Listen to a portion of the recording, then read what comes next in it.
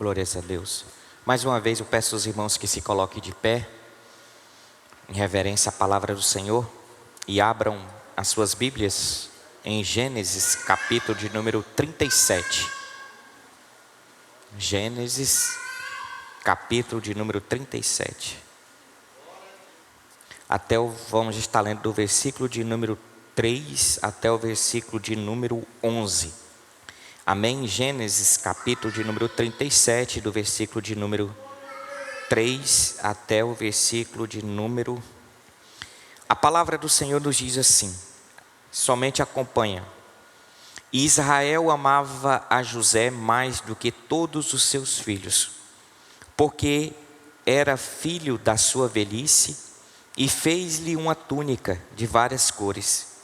Vendo, pois, seus irmãos que seu pai o amava mais do que todos os seus irmãos, aborreceram-no e não podia falar com ele pacificamente.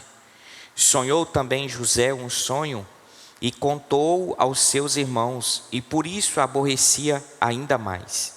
E disse-lhe: ouve, peço-vos, este sonho que tenho sonhado. Eis que estávamos atando molhos no meio do campo, e eis que o meu molho se levantava e também ficava em pé, e eis que os vossos molhos rodeava e se inclinava ao meu molho. Então lhe disse-lhe seus irmãos: tu, pois, deveras reinarás sobre nós? Tu deveras terás domínio sobre nós? Por isso, tanto mais o aborreciam por seu sonho e por suas palavras. E sonhou ainda outro sonho, e o contou aos seus irmãos, e disse: eis que ainda sonhei um sonho, e eis que o sol e a lua, e 11 estrelas se inclinava a mim. E contando o seu pai e os seus irmãos, repreendeu o seu pai e disse-lhe: que sonho este que sonhastes? Porventura viremos eu e a tua mãe e teus irmãos e se inclinarmos perante ti em terra? Seus irmãos, pois, o invejavam. Seu pai, porém, guardava este negócio no seu coração. Amém? Vamos orar mais uma vez? Senhor nosso Deus e nosso Pai, te agradecemos pela tua palavra, te agradecemos pela tua bondade, por tudo que o Senhor fez por nós, e nos deu essa oportunidade de poder estar aqui aprendendo um pouco da tua palavra. Fala conosco, Senhor, que esta palavra alcance o coração que necessita e que precisa de um caminho do Senhor. E assim, Pai amado, nós oramos e te agradecemos em nome de Jesus. Amém e amém. Os irmãos podem estar assentados. Meus irmãos, nós estamos numa sequência de um estudo. E hoje nós vamos tratar de um tema, de um subtema: como isto pôde acontecer comigo. E essa história de José é uma história que todos, eu creio, que já ouviu falar, ou já ouviu uma música, contando a história de José. E nós vamos aqui estudar sobre essa questão, porque no mundo em que nós estamos inseridos, e aonde nós temos convivido, vai ser uma palavra que vai nos confrontar muito forte.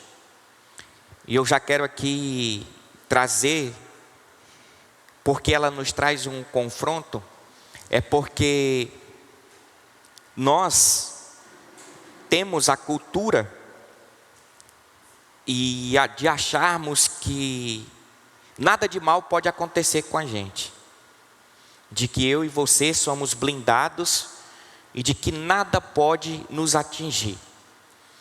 E o primeiro pensamento é: eu sou filho de Deus, eu sou crente, e mais um motivo para as coisas não acontecer comigo, porque eu sou crente, sou filho de Deus, então nada pode acontecer comigo.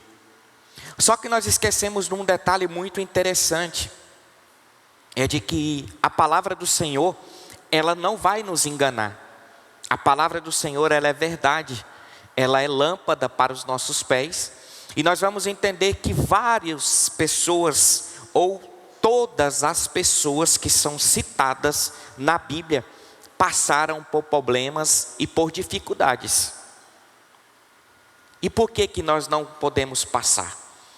Por que que nós não podemos ter algo que vai nos chatear, vai tirar o nosso sono, vai tirar a nossa paz, e nós termos o discernimento e a sabedoria para entender de que o porquê de que está acontecendo.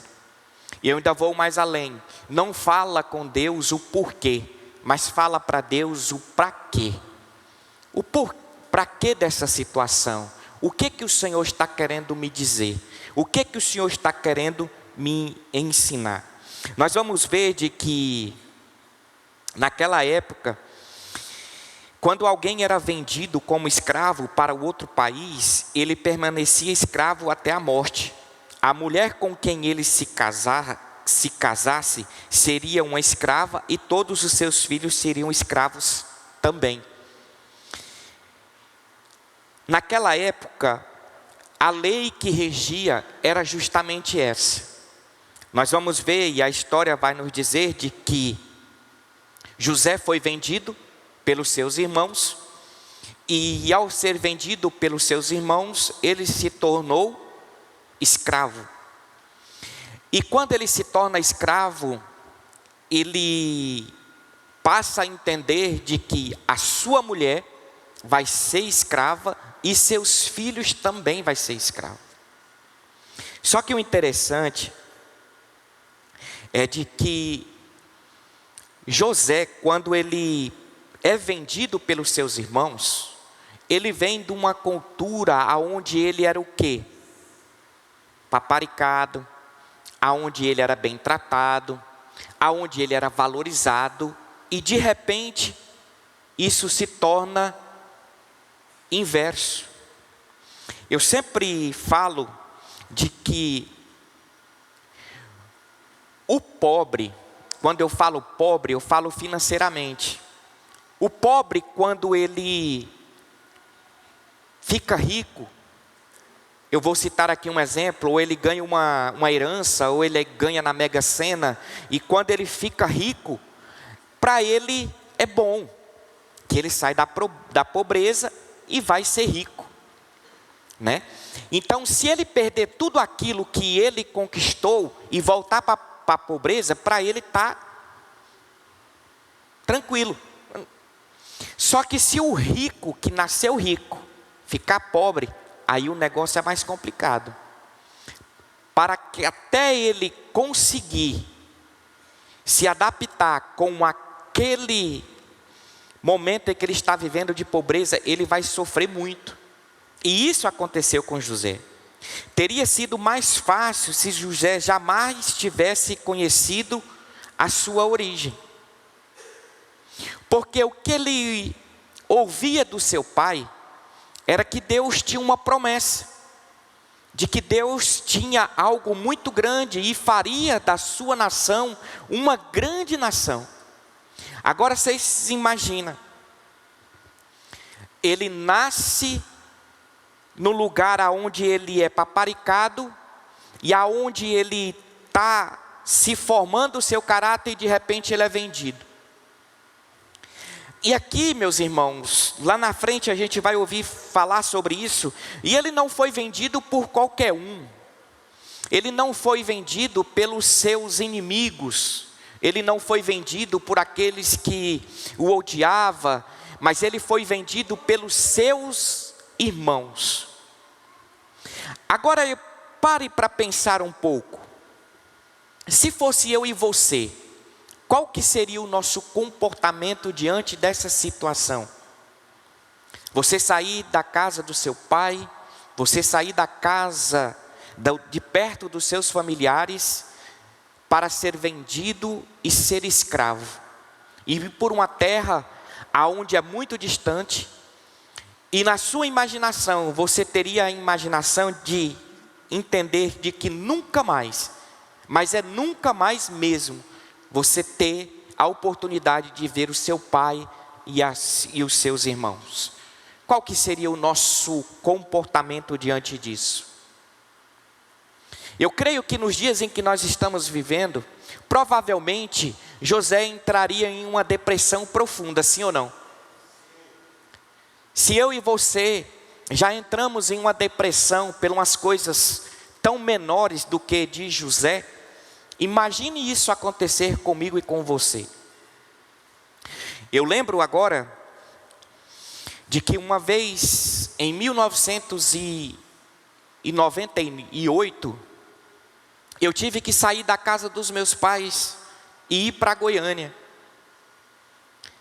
E eu nunca tinha saído de Gurupi para lado nenhum. E fui para Goiânia. E fiquei ali 18 anos longe do meu pai, da minha mãe e dos meus irmãos. Eu já sofri tanto, eu fico imaginando, e se eu tivesse na minha consciência de que nunca mais eu poderia vê-los?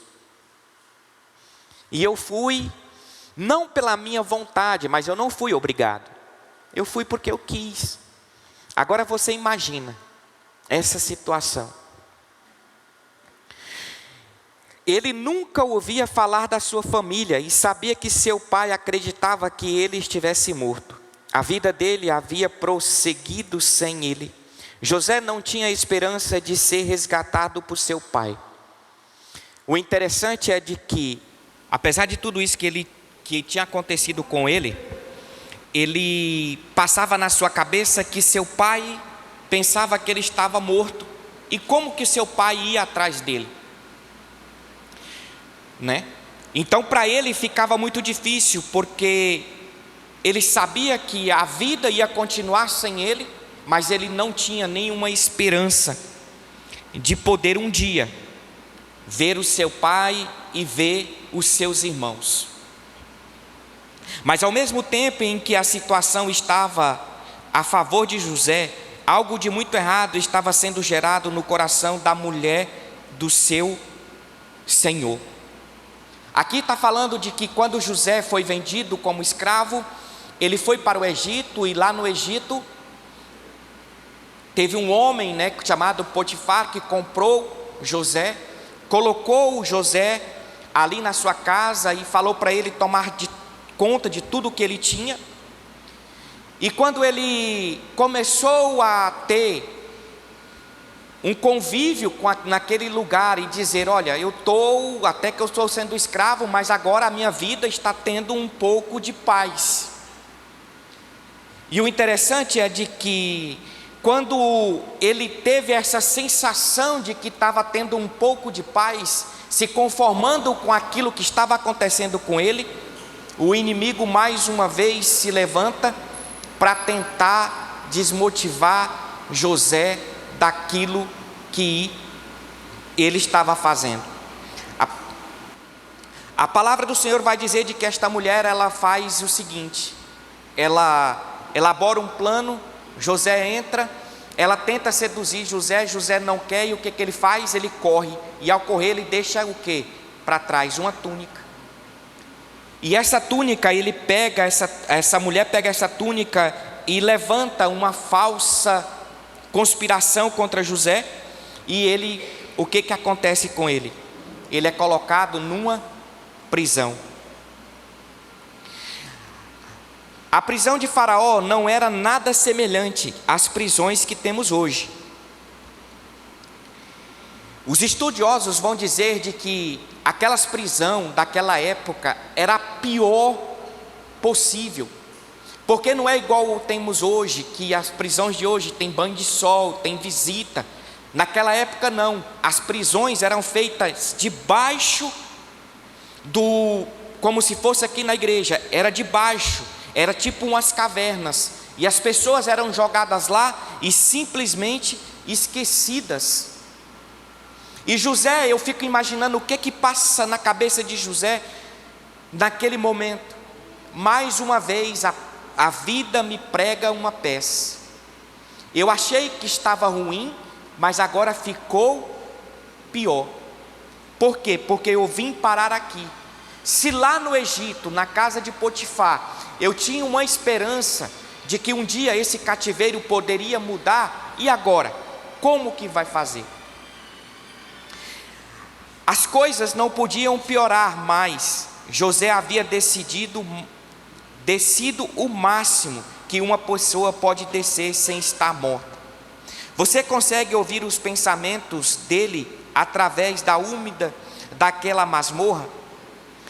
Eu creio que José poderia fazer umas perguntas, e essas perguntas eu quero aqui trazer para vocês. Servir ao meu mestre com sinceridade e integridade por mais de 10 anos.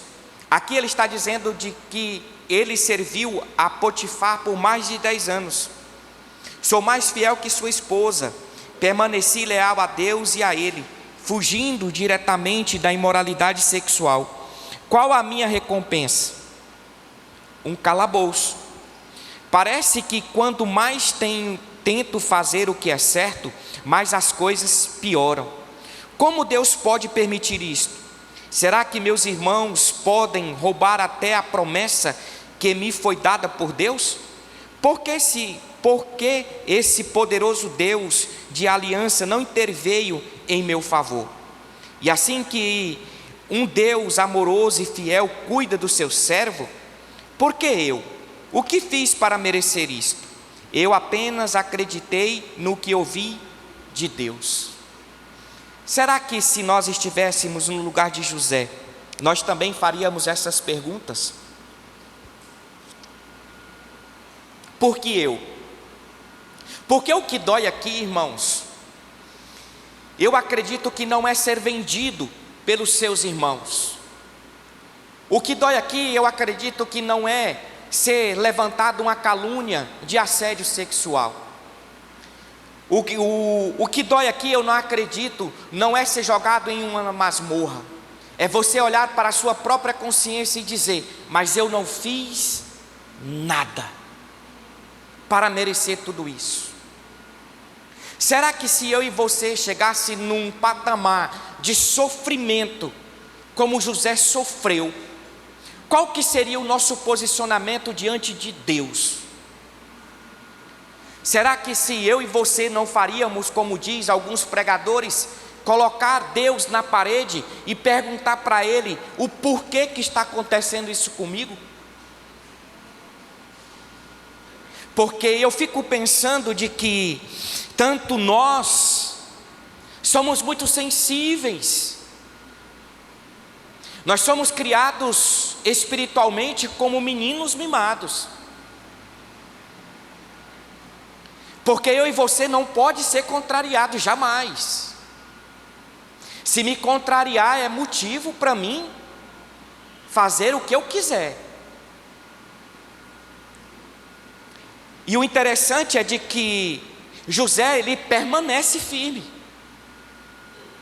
Ele permanece firme porque ele sabe que ele tem um Deus todo-poderoso e ele está no controle. É por isso que muitas vezes eu e você não chegamos a ver as grandezas de Deus sobre as nossas vidas, justamente por isso. Porque nós somos limitados a não querer sofrer. E eu fico assim, irmãos, meio receoso, porque é como se eu tivesse pegando o meu filho e batendo nele várias vezes pelo mesmo motivo. Você pode virar para mim e falar: pastor, eu vou vir aqui na quarta-feira e o senhor está falando a mesma coisa. Mas é porque nós temos que entender e nós temos que ser maduros o suficiente, sabendo de que se nós estamos no Evangelho de Cristo, nós vamos sofrer. E o pior, nós vamos sofrer perseguições. E o pior, quem vai nos perseguir é pessoas que estão próximos de nós. É por isso que Deus deixou isso acontecer com José. Porque lá na frente, eu não queria nem ultrapassar o que tem lá para frente, porque nós temos que entender de que Deus está no controle. Eu imagino que nunca tenha passado pela mente de José que era o processo de Deus para prepará-lo para governar. Até esses dias chegou como ele usaria a sua futura autoridade sobre seus irmãos que o havia traído. Geralmente nesse período de treinamento, nós nos concentramos na impossibilidade de nossas circunstâncias, em vez de focarmos na grandeza de Deus. Consequentemente, ficamos desanimados e precisamos culpar alguém. Olha como que é interessante.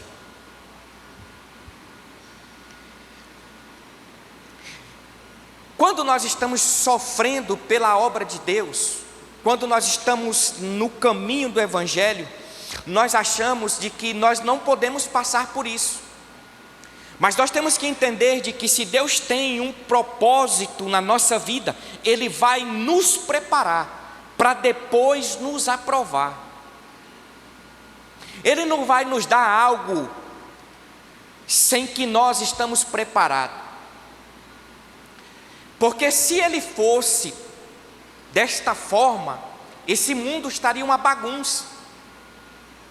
É por isso que muitas vezes eu e você oramos a Deus e muitas orações nossas não são respondidas. Não é porque Deus não ouve, não é porque Deus não é bom. Deus é bom o tempo todo, mas Ele não vai nos dar porque nós não estamos capacitados ainda para receber aquilo que Ele tem para nos dar. Quer um exemplo? Um irmão que ora para ganhar um carro, e quando ele vai orar para ganhar um carro, a oração dele até que é legal, até que é bonita, é cheia de boas intenções. Ele vai orar: Senhor, se o Senhor me der um carro, eu vou levar o irmão assim e assim para a igreja. Eu quero usar o carro que o Senhor vai me dar para a tua obra. Aí quando Deus abençoa o abençoado, o que ele faz? Quando vê um crente, ele desvia, que é para o crente não entrar no carro, para não sujar o carro dele. Então ele está preparado? Não está preparado. Só que Deus tinha um plano muito além. Deus mostrou a José aquilo que Deus ia fazer com ele. E eu acho isso tão interessante, porque José, ele pegou aquilo de uma forma tão poderosa, de que nada o abalaria. E Jesus estava forjando o seu caráter.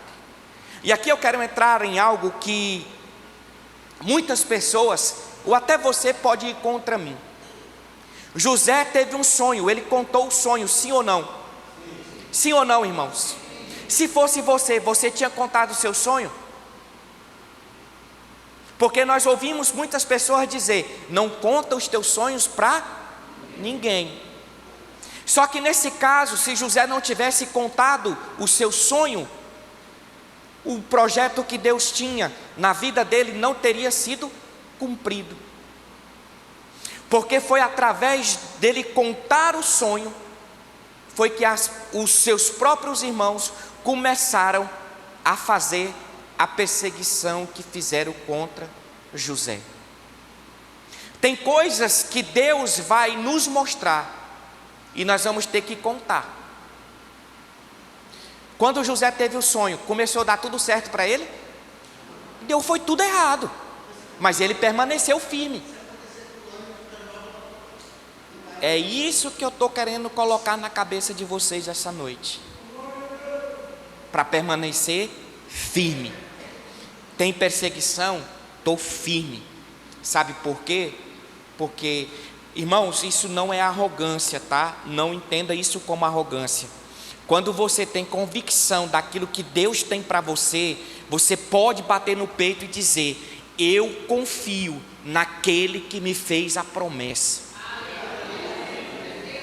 Porque nós temos que entender de que o processo que José passou não foi da noite para o dia. Jesus fez com ele sonhasse essa noite e amanhã já realizou. Não, Senhor. Teve um processo. Se você for estudar a história de Paulo, você vai ver de que Paulo ficou 15 anos no anonimato, para depois ele sair pregando a palavra de Deus. É um processo. Só que nós não queremos passar pelo processo. E quando Deus começa a arrochar, nós queremos fazer o quê? Desistir, parar. Amém, meus irmãos? Com que frequência ouvimos nossos irmãos e irmãs caírem na mesma armadilha de culpar alguém? Por exemplo, se não fosse por minha mulher, eu estaria no ministério. Ela foi um impedimento e arruinou grande parte do meu sonho. Se não fosse pelos meus pais, eu teria uma vida normal. Eles são culpados pela situação em que estou hoje. Como é possível que outros tenham pais normais e eu não? Se a minha mãe e o meu pai não tivessem se divorciado, eu teria sido muito mais feliz em meu casamento. Se o pastor não tivesse reprimido meu dom, eu estaria livre e desimpedido. Ele me impediu de cumprir o destino do meu ministério. Ele colocou as pessoas da igreja contra mim. Se não fosse pelo meu ex-marido, meus filhos não teriam todo este problema financeiro. Se não fosse por aquela mulher na igreja, eu ainda contaria com o favor dos líderes. Com as suas fofocas, ela me destruiu, assim como destruiu todas as minhas esperanças de ser respeitada.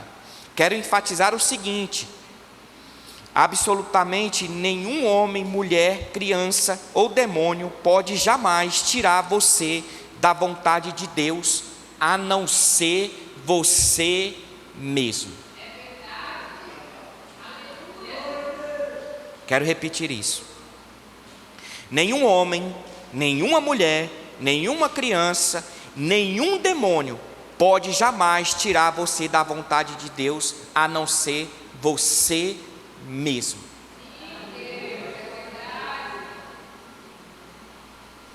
Eu lembro uma vez, uma irmã, ela deu aula na escola bíblica dominical, e ela falando justamente sobre este assunto, mas ela estava falando sobre os filhos. E ela falando assim: olha, nós temos que criar os nossos filhos para que eles possam enfrentar dificuldades, para que eles possam ser maduros o suficiente no futuro. O nosso erro é de que não pode acontecer nada com os nossos filhos, de que nós queremos proteger, nós queremos colocar ele numa bolha e não deixar que nada acontece. Bacana. Quando foi à noite, a filha dela passou por um momento constrangedor dentro da igreja. Sabe qual foi a sua atitude? Pegou a sua filha, pegou o seu esposo e saiu da igreja. De manhã ela estava pregando e à noite aconteceu e ela não teve a maturidade para entender aquilo que ela estava ensinando de manhã. Então nós temos que entender isso, irmãos. E eu sempre falo o seguinte: se você estiver na vontade de Deus, e se Deus te falou algo, e você está sendo perseguido, sendo caluniado por aquilo, fique tranquilo que você está no lugar certo. Amém?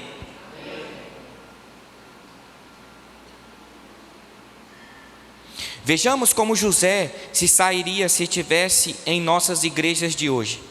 Se ele fosse como a maioria de nós, sabe o que ele estaria fazendo? Planejando a vingança. Ele se consolaria com os pensamentos do tipo: quando eu colocar as minhas mãos neles, vou matá-los pelo que me fizeram, eles vão pagar por isso. Não é verdade?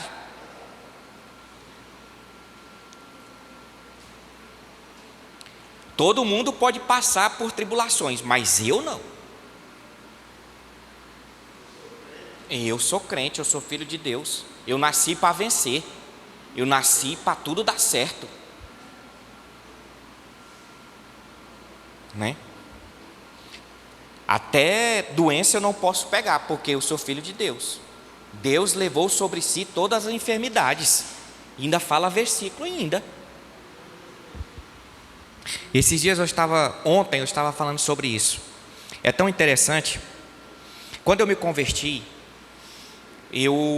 aquele amor assim, sabe? Aquele amor de eu olhava para as pessoas assim, eu começava a chorar. E quando eu via um mendigo, eu não entendia por que daquilo, né? Por que Deus não me dava autoridade e poder para me ajudar aquelas pessoas financeiramente, espiritualmente e tudo. Aqueles mendigos, quando eu vi um mendigo na rua, aqueles andarilhos, meu Deus do céu, não tinha uma coisa que me fazia sofrer mais do que eu ver um andarilho na rua. E eu ficava me questionando por que Deus não me usava para fazer aquilo. Aí eu fui lendo a Bíblia e fui aprendendo que nem o próprio Jesus, quando esteve na terra, ele não curou todo mundo. Por quê? Porque ele tinha um plano. Então Deus só vai me usar para fazer algo desse tipo quando ele tem um plano. Esses dias eu até falei aqui com vocês, né, sobre a questão das pessoas que olham muito pelo milagre, que olham muito pelas maravilhas, pelos sinais e pelos prodígios, né? Olha assim com entusiasmo tão grande, mas esquece do principal. Qual que é? A salvação. Lázaro foi ressuscitado, não ressuscitou? Amém? Ele está vivo até hoje? Morreu. Eu não sei se vocês já ouviram isso, de pessoas que se revoltam contra Deus, porque isso é revolta contra Deus, aí fica fazendo aquelas coisas que, tipo assim, se Deus existe, por que tem fome na África? Já viram isso? Se Deus existe, por que tem tanta criminalidade? Só que nós temos que entender um negócio. É isso que você acabou de falar. Teve uma pessoa que falou isso para o homem mais rico do mundo. O homem mais rico do mundo falou isso para ele. Por que ele não pegaria o dinheiro que ele tinha e acabaria com a fome? E sabe o que ele falou? Se você me trazer os dados de quanto precisa, e se você for à frente e acabar com a fome do mundo, eu te dou o dinheiro que é necessário. Ela foi? Foi, mas demora. Porque o negócio é falar, agora fazer, e vai mais além. Como que Deus vai reinar em uma nação que essa nação não acredita nele? É como se fosse assim: eu quero um milagre de Deus, mas eu não conheço Deus. Será que as coisas podiam piorar? A prisão foi um tempo de peneiramento para José, mas também foi um tempo de oportunidade. Havia 2 prisioneiros com José, ambos tiveram sonhos vividos e perturbados. O homem retornou ao serviço. Aí aqui está falando sobre aquele sonho que José teve, dos 2 homens lá na prisão. E aí ele pega e interpreta os sonhos dele. E aí o que ele fala para o rapaz que ele interpretou o sonho? Olha, na hora que tu chegar lá no palácio, lembra de mim. Só que o que acontece? José, ele poderia muito bem aqui, mais uma vez, ter frustrado. Eu interpretei o sonho do cara, ele voltou para o palácio e ele não lembrou de mim.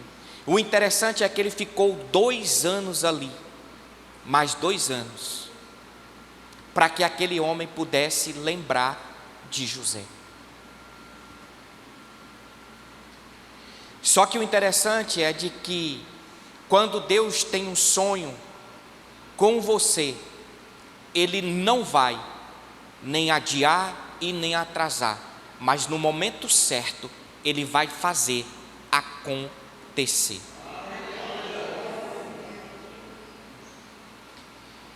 E a palavra do Senhor vai dizer de que aquele homem, se lembrou de José. José foi até a Faraó, interpretou o sonho de Faraó, e ali a sua vida começou a mudar. O sonho que ele teve, daquilo que Deus tinha para ele, começou a se concretizar na vida de José. José ficou triste, irmão, sim ou não? Sim. José teve dia que perdeu a esperança, sim ou não? Sim. Mas uma coisa José nunca perdeu: a fé em Deus. Que independente aonde ele estivesse, independente do que fizeram com ele, ia chegar um dia em que ele ia se concretizar. O interessante é de que quando José chega na frente de Faraó, ele interpreta o sonho de Faraó, e mesmo assim eles têm o discernimento de entender de que Deus está no controle de tudo. Porque naquele momento ali, ele poderia muito bem deixar a vaidade tomar conta do seu coração e jogar tudo a perder. Porque quando ele interpreta o sonho, ele poderia muito bem manipular aquele sonho, sim ou não? Sim ou não, irmãos? Se fosse eu e você, qual que seria o nosso posicionamento diante do Faraó? Faraó, o negócio vai acontecer assim, assim e assim. Você tem que colocar uma pessoa para fazer isso, isso e isso. E essa pessoa sou eu.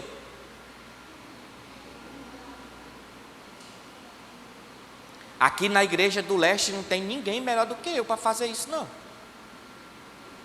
Se o senhor tiver com um pensamento aí de colocar outra pessoa, o senhor está enganado. É eu. Só que o que o José faz?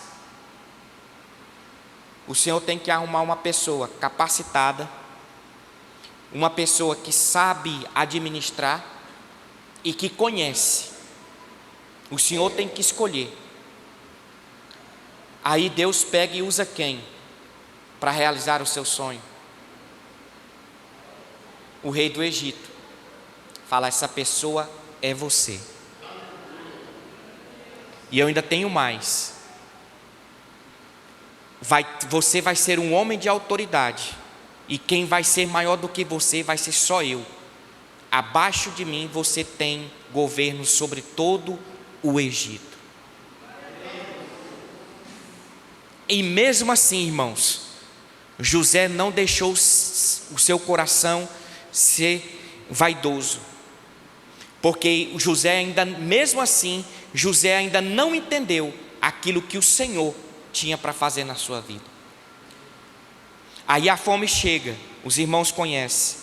Aí quando os irmãos de José chega e se curva diante dele, ele vai entender que o dia do seu sonho se realizar era aquele momento. Irmão, José tinha tudo para matar seus irmãos. José tinha tudo para colocar os seus irmãos no calabouço, lá onde é que ele foi preso. José tinha tudo para fazer o que ele bem queria, porque ele tinha autoridade.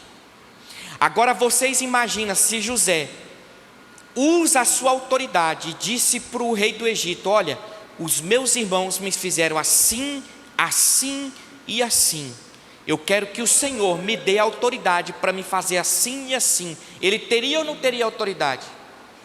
O homem tirou o Egito da fome. E o que ele faz?